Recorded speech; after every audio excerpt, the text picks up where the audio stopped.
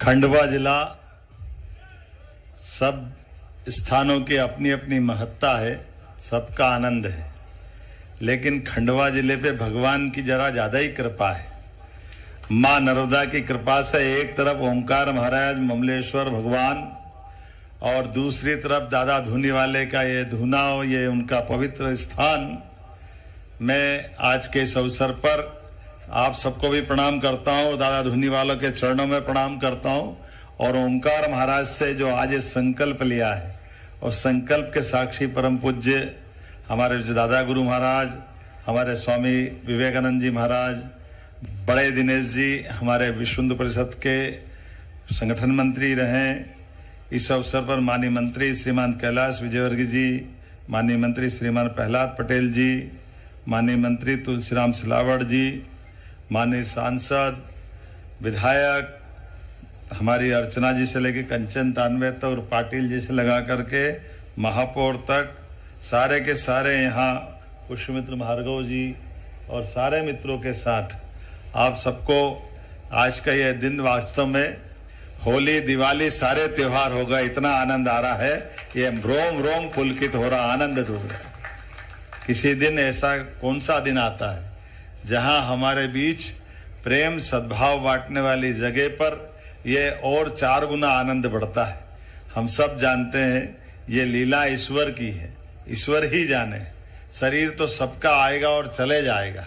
सनातन संस्कृति की धारा हजारों हजार साल से ऐसे अनगिनत रहस्यों के प्रति जहां विज्ञान भी नतमस्तक होता है, समय के साथ मालूम पड़ता जाता है कि असली में कुछ और ही लीला है।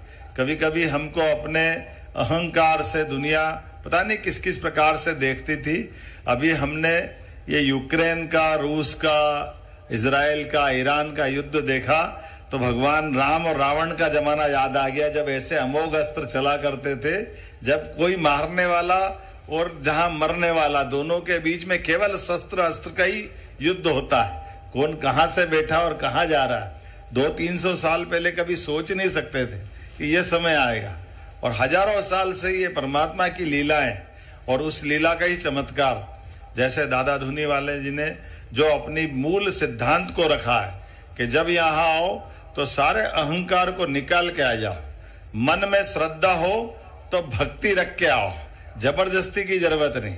और परमात्मा की दया से ये जो श्रद्धा आस्था का जो दीप है, इस आस्था की पराकाष्ठा है कि जल से जीवन मिलकर के हमारे बीच दादा गुरु भी विराजमान है।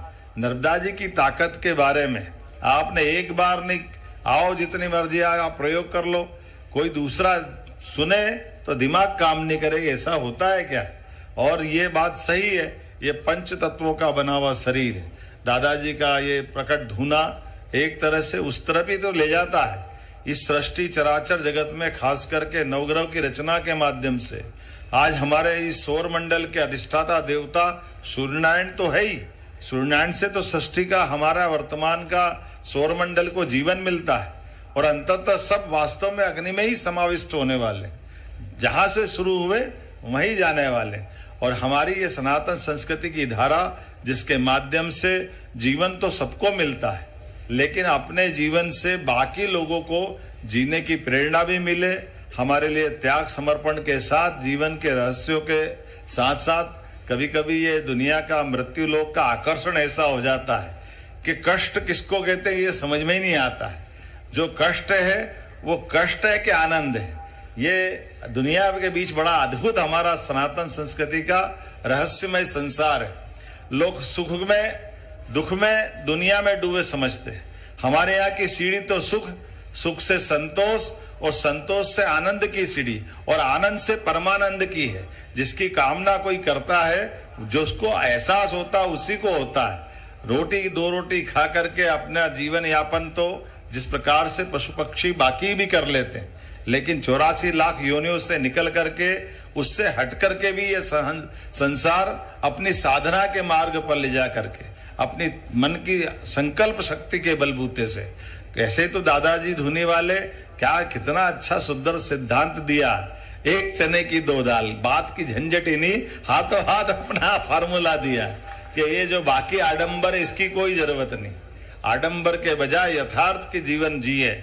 हमारे अपने कर्मों के आधार पर हम अपना अपना जीवन लेके आते हैं, लेकिन श्रद्धा आस्था के भरोसे से, परस्पर विश्वास और सद्भाव के भरोसे से हमारे जीवन की यात्रा हम अपने परमात्मा की यात्रा तक लेके जाएं। यही तो महाकाल की यात्रा है, यही तो समय की यात्रा है। जन्म से लेके मृत्यु तक परमात्मा हमको इसी प्रकार से ऐसे अनंत रहस्यों से भी परिचित कराता है, और कई बार एहसास होता है कि ये वास्तव में जो हम देख रहे हैं वो सही है या कुछ और सही है।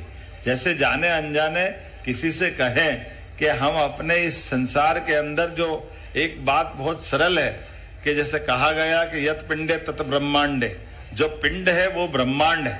इसको समझने समझाने के लिए पतंजलि के योग शास्त्र से लेके दुनिया के हमारे सारे दुनिया के दूसरे लोग तो जानकार नहीं है, लेकिन हमारे ऐसे ऋषि मुनियों ने अपने जीवन के प्रत्येक क्षण से उसका एहसास कराया है।